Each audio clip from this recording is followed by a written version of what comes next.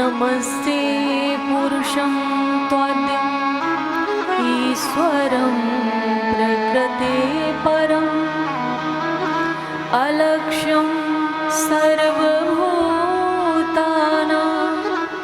अन्तर्बहिरवस्थितम् मायाजवनिकाच्छन्नम् अज्ञाधोक्षजमव्ययम् न लक्ष्यसे मूढद्रसा नटो नाट्यधरो यथा। भगवान की स्तुति कर रही हैं कुंती मैया। नमस्ते पुरुषं त्वाद्यम् ईश्वरं प्रकृते परम। मैं उस आदि पुरुष परमात्मा को प्रणाम करती हूँ जो समस्त देहधारियों के भीतर भी है और बाहर भी है। भगवान के लिए कहते हैं ना कड़ कड़ में तो बाहर हुए ना, और कहते हैं कि अंतर मन में है तो मन में हुए ना। तो कहते हैं कि उस परमात्मा को प्रणाम करती हूँ जो बाहर भी है और भीतर भी है, लेकिन दिखाई नहीं देता। अलक्ष्यम, क्यों नहीं देते? अभी क्या कहा था? माया के पर्दे से अपने आप को ढके हैं, और माया का पर्दा किसके सामने है? मक्खी कहाँ बैठती है? तो माया का पर्दा कहाँ है? बस उत्तर आप दे ही चुके हो, तो समझाने की आवश्यकता ही नहीं है।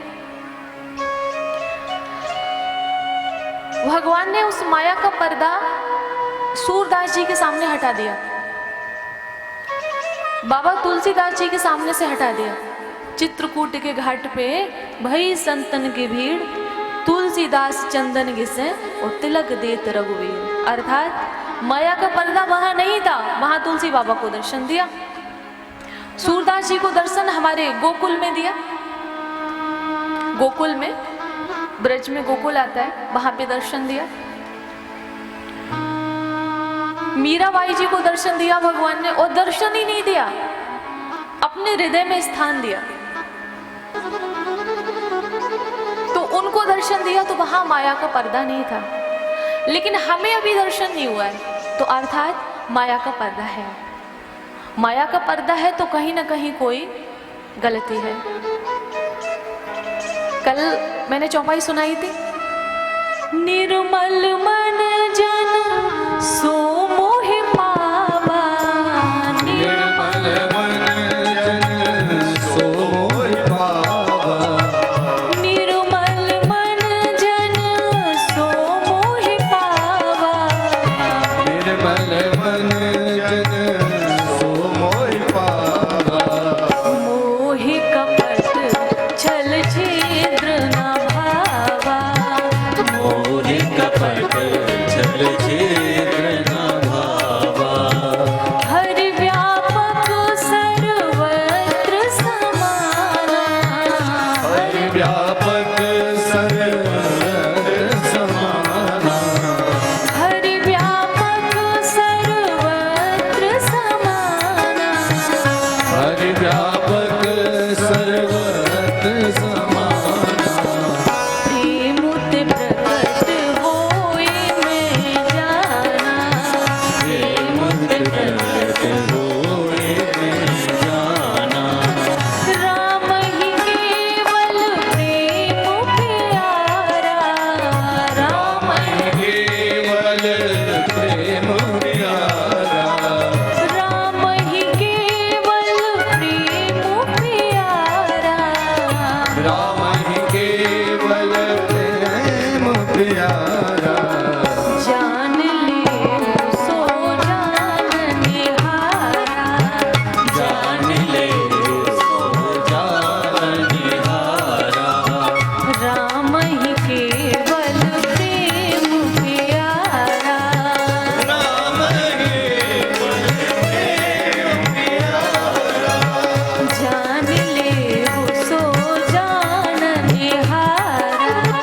जान ले सो जान निहारा, मोहि कपट छल छिद्र न भावा। भगवान कहते हृदय साफ होगा तो प्रकट हो ही जाऊंगा।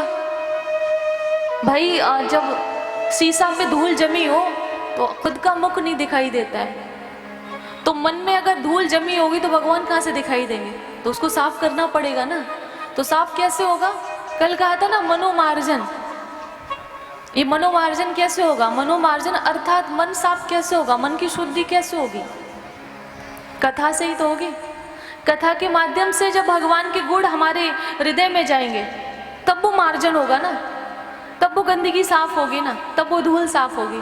धूल साफ होगी तो एकदम मन साफ हो जाएगा, मन साफ होगा तो फिर भगवान का भी दर्शन हो जाएगा, और भगवान का दर्शन हो जाएगा तो दुनिया के प्रपंच से आप अपने आप ही छोड़ जाओगे। प्रपंच में व्यक्ति कब तक रहता है? जब तक भगवान से दूर होता है तभी तक रहता है। और जब जान जाता है कि हम हैं राम जी के और राम जी हमारे हैं, इसके अतिरिक्त संसार में हमारा कोई नहीं है, अगर इसका परीक्षण करना है तो कोई मुसीबत आए कर लीजिए। आप अपने मित्र पड़ोसी को तो छोड़ दो, आपके अपने ही किनारा कर जाएंगे, और बहुत लोगों ने ये आजमाया होगा, आपके अपने किनारा कर जाएंगे। हाँ, उस स्थिति में भी अगर आप भगवान को पुकारते हो तो वो साथ जरूर देते हैं। जैसे माता कुंती का साथ किसने दिया? बोलो।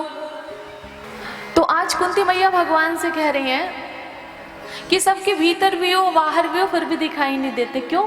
माया के पर्दे से अपने आप को ढक रखा है। और मैं उस परमात्मा को प्रणाम कर रही हूँ। आप तो उन योगियों को दर्शन देते हो ना जिनका हृदय साफ होता है। मैं एक स्त्री हूँ, भला मैं आपको कैसे जान सकती हूँ? तो भगवान ने कहा क्यों कुंती मैया भगवान की बुआ जी थी, तो भगवान ने कहा कि बुआ जी प्रणाम तो मुझे करना चाहिए जो आप मुझे कर रहे हो। ऐसा क्यों? मैं भतीजा हूं ना आपका, तो प्रणाम तो मैं करूंगा। तो कुंती मैया ने कहा कि मैं भतीजे को प्रणाम नहीं कर रही हूँ, मैं परमात्मा को प्रणाम कर रही हूँ। तुम भतीजा जरूर हो लेकिन उससे पहले तुम ईश्वर हो, सबकी आत्मा के ईश्वर हो। कुंती मैया ने आगे भगवान से कहा विशान महाग्ने पुरुषाद दर्शना असत सवाया वनवास कृच्छता, कि तुमने अनेक बार मुसीबतों से बचाया है। द्रौपदी की लाज को बचाया, भीम को विष के लड्डू दिए गए तो तुमने रक्षा की, पग पग पे तुमने रक्षा की है, मुसीबतों से बचाया है। लेकिन एक वर मांगना चाहते हैं। क्या? विपदा संतो न सस्वत तत्र तत्र जगत गुरु भवतो दर्शनम यत्स्यात् आपुनर्भव दर्शनम। कुंती मैया ने भगवान से कहा कि तुमने जीवन भर तो सहायता की है, लेकिन मैं कुछ मांगना चाहती हूँ आपसे। क्या? मैं चाहती हूँ कि इस संसार में मैं कहीं भी जाऊं, किसी भी स्थान पर जाऊं, कहीं भी रहूं, हमारे जीवन में जहां जहां मेरे कदम पड़े वहां वहां मुसीबतें आए। भगवान आश्चर्यचकित हुए और कहने लगे कि बुआ जीवन भर तो मुसीबतों में रही हो। जब बच्चे छोटे छोटे थे पांडव, तो पांडु का मतलब पांडु मृत्यु को प्राप्त हो गए थे। पांडव के जो पिताश्री थे वो मृत्यु को प्राप्त हो गए थे, तो कुंती मैया ने बच्चों को संभाला था। तो भगवान यही कह रहे हैं कि आपने शुरू से लेकर अब तक मुसीबतों का सामना किया है, लेकिन आज ऐसा मतलब क्या है आपके मन में आया कि जब सुख का समय आया, कौरव मारे गए, राज्य मिल गया, आपके बच्चे गद्दी पे बैठ गए, तो आपने फिर से दुख मांग लिया। तो कुंती मैया ने जो बात कही वो हम सब के लिए एक सीख होनी चाहिए। कुंती मैया ने कहा कि हमने अपने जीवन में अनुभव किया है क्या, कि जब जब मुसीबत आती है तब तब आपका दर्शन होता है, आपकी याद आती है, और जब जीवन में सुख आता है तो आपको भूल जाते हैं, ना आपका दर्शन होता है, ना आपसे प्रेम होता है, ना व्यक्ति मंदिर जाता है, ना ही कोई याचना करता है, ना कोई प्रार्थना करता है, अर्थात दुख में ही तुम याद आते हो।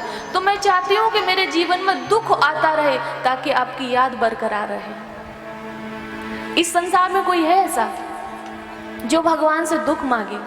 अगर दुख मांगे तो सुख संपत्ति घर आवे, कष्ट मिटे तन का। ये आरती क्यों गाऊं? सुख आवे संपत्ति आवे और साथ में अगर घुटना का दर्द है तो उस पर भी मरहम लगा हुआ के सुख संपत्ति घर आवे कष्ट मिटे तन का। और भगवान को एक झूठी दिलासा, तन मन धन सब है तेरा, तेरा सब कुछ तुझको अर्पण क्या लागे मेरा। और ये आरती के बाद में अगर आपसे बिना पूछे आपके घर से कोई एक चीज ले जाए, ये मेरे घर की चीज मेरे से बिना पूछे आपने कैसे ली, तो वो कहेगा मुझे जरूरत थी इसलिए हम ले गए, मुझसे पूछा क्योंकि ये मेरी है। और भगवान से क्या कहा, तन मन धन सब तेरा है। जब तन भगवान का है, मन भगवान का, धन भगवान का है, तो फिर आपके घर का सामान आपका कैसे हो गया बताओ। और अगर आपका है तो फिर भगवान से ये क्यों कहते हो कि आपका है। हम कहते तो हैं कि सब कुछ तेरा है, लेकिन सच्चाई ये है कि हम सब कुछ अपना मानते हैं, भगवान का कुछ नहीं मानते। बोलिए बांके बिहारी लाल की, राधा रमण सरकार की। तो आज कुंती मैया भगवान से दुख मांग रही हैं।